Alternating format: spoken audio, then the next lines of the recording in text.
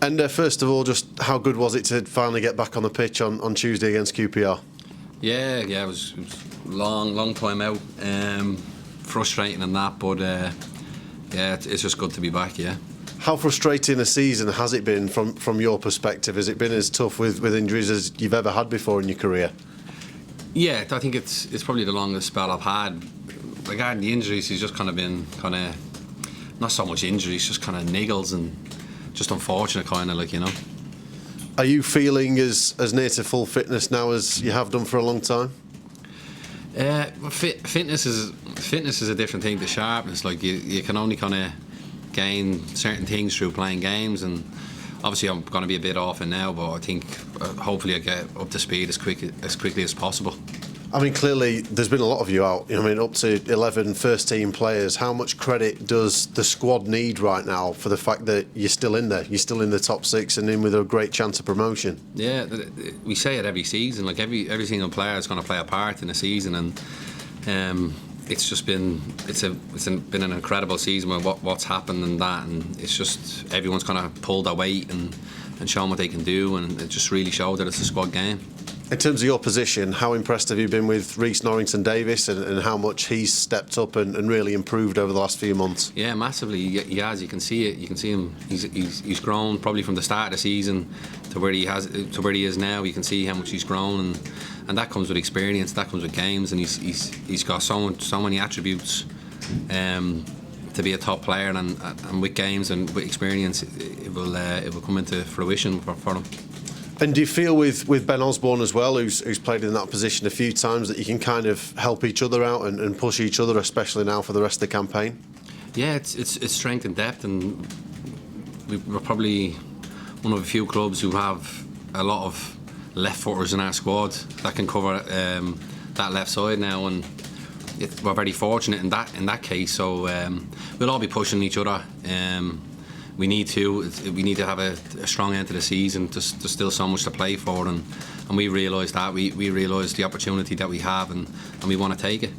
Well, as a member of the left-back union, that's really good to hear. In terms of this squad, people earlier this year, when things weren't necessarily going so well under Slavisa Kanovic, were potentially writing you off to an extent and saying that this squad needed a big turnover. How much do you feel that, like, you've all answered those critics and proved that you're all still very much capable at the top end?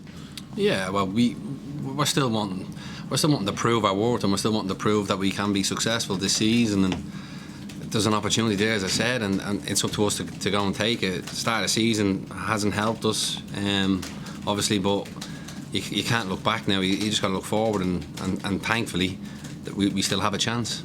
How much credit does Paul Heckingbottom, his staff, deserve for helping to turn this season around from a team that was in the lower half of the table to one that sat in the playoffs?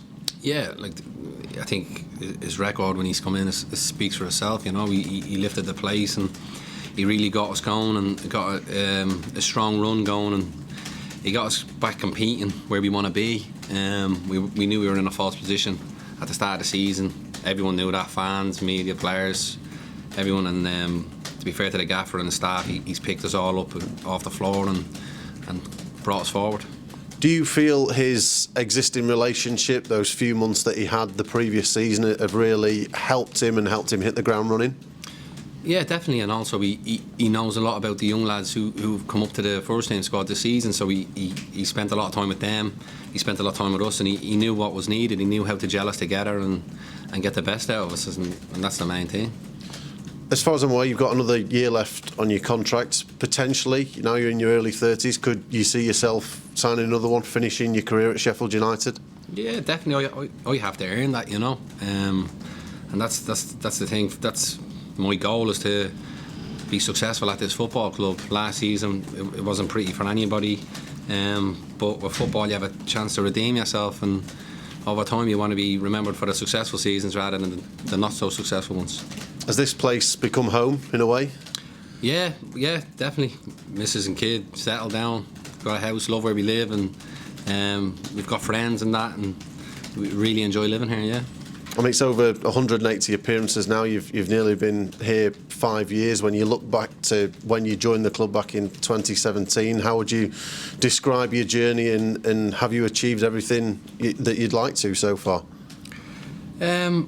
Yeah, obviously first coming here, I think we were just the club was just promoted to the champ. I probably wouldn't have expected it to happen as quickly as possible, but you always have that confidence and belief that you can achieve things, and that's why you come to a club under that manager, under Chris Wilder. He had that kind of same attitude of wanting to be successful, wanting to achieve things, and we went on a really good run. Obviously it came to an end in a way we didn't really want it to happen, but it's happened.